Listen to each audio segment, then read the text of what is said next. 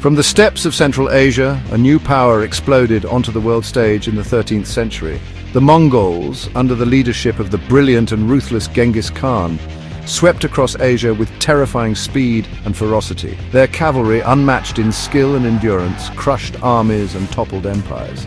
China, Korea, Persia, and much of Central Asia fell before the Mongol storm. The Mongols were masters of warfare. They were expert horsemen, archers, and tacticians. Their armies were highly disciplined and organized. They employed psychological warfare, spreading terror among their enemies. Their conquests often resulted in widespread destruction and massacre. They earned a reputation for brutality, becoming the nightmare of the known world. Their empire, the largest contiguous land empire in history, stretched from the Pacific Ocean to Eastern Europe. By the mid-13th century, the Mongol Empire, under Genghis Khan's successors, had turned its attention toward the rich lands of the Islamic world. The Abbasid Caliphate in Baghdad, the heart of Islamic civilization, lay directly in their path. In 1258, Hulegu Khan, grandson of Genghis Khan, led a massive Mongol army to conquer the Middle East. Baghdad, despite its walls and reputation, fell after a short siege. The Mongols sacked the city, massacring its inhabitants and destroying its libraries and cultural treasures. The Islamic world was thrown into chaos. The Mongols seemed unstoppable. After the fall of Baghdad, the Mongol Empire under Hulegu Khan stood poised to conquer the remaining Islamic territories. Syria fell quickly to the Mongol advance. Damascus, the ancient city of the Umayyad Caliphate, was captured and sacked. The Mongols then turned their attention south towards Egypt. Egypt at this time was ruled by the Mamluks, a powerful military caste of slave soldiers. The Mamluks had come to power in Egypt in the 13th century, establishing their own dynasty after overthrowing the previous Ayyubid rulers.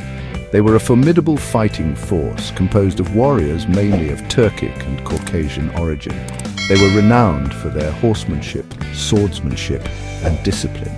Hulegu Khan, confident in his seemingly invincible army, sent envoys to the Mamluk Sultan Qutuz in Egypt, demanding his submission. Hulegu's message was blunt: convert to Mongol vassalage and pay tribute, or face the same fate as Baghdad. Sultan Qutuz, however, was made of sterner stuff. He refused to submit. He would defend Egypt and the Islamic faith against the Mongol threat. The Mamluks, though facing a numerically superior foe, possessed certain advantages. Unlike many of the armies the Mongols had faced, the Mamluks were a professional standing army.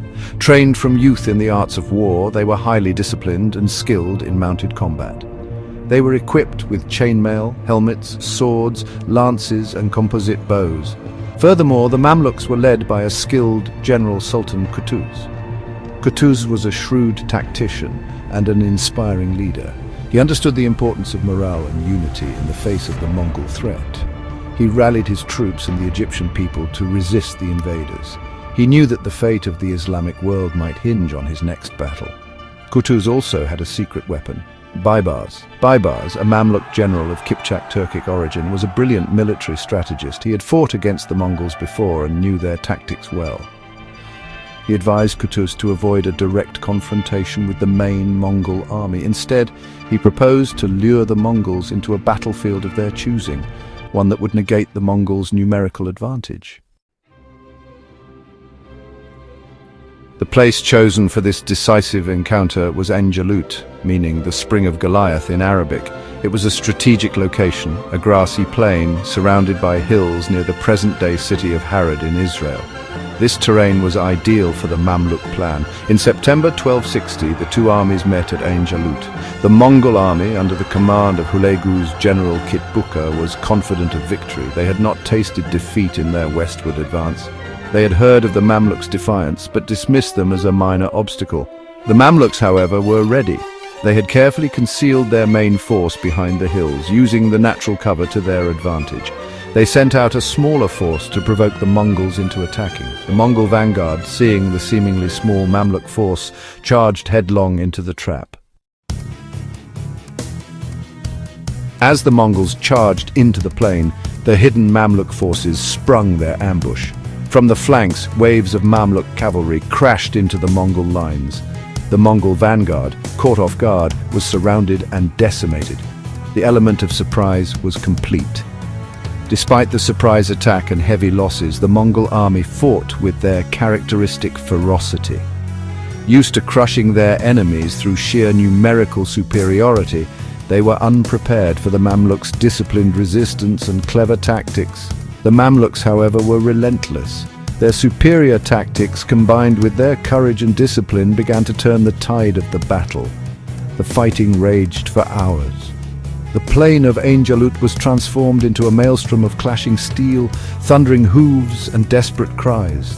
The Mamluks, despite their smaller numbers, held firm. They fought with the fury of men defending their homeland and faith. Finally, as the day wore on, the Mongol assault began to falter.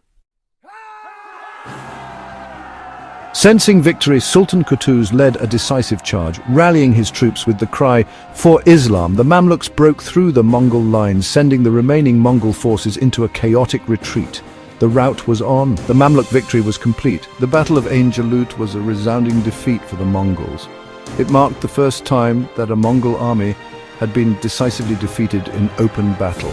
Kitbuka, the Mongol general, was killed, and the Mongols suffered heavy casualties. This defeat had a profound psychological impact. The aura of Mongol invincibility was shattered.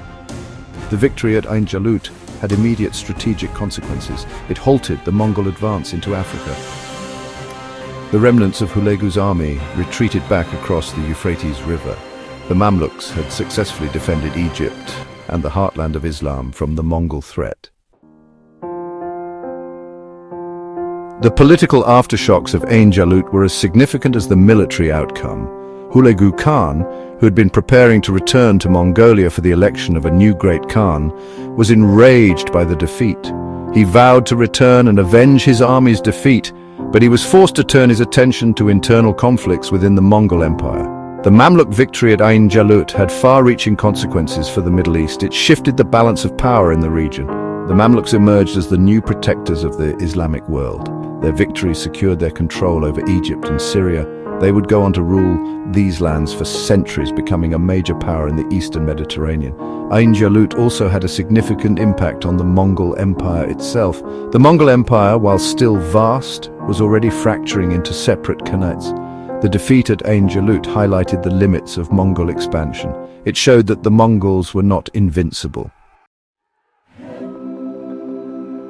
The Battle of Ain Jalut is remembered as one of the most significant battles in Islamic history. It marked a turning point in the Mongol conquests. It saved Egypt and the remaining Islamic lands from the devastation that had been inflicted upon Persia and Baghdad. The Mamluks, through their courage and military skill, had stopped the seemingly unstoppable Mongol advance. Their victory preserved the cultural and intellectual heritage of the Islamic world. Under Mamluk rule, Egypt and Syria experienced a period of stability and prosperity. Cairo, the Mamluk capital, became a center of trade, scholarship, and the arts. The Mamluks continued to rule Egypt and Syria for over 2 centuries after Ain Jalut. They fought off several more Mongol invasions and played a crucial role in protecting the Eastern Mediterranean from Crusader attacks. Their reign finally ended in the 16th century with the Ottoman conquest of Egypt. The Battle of Ain Jalut was a pivotal moment in world history. It marked the high watermark of the Mongol conquests.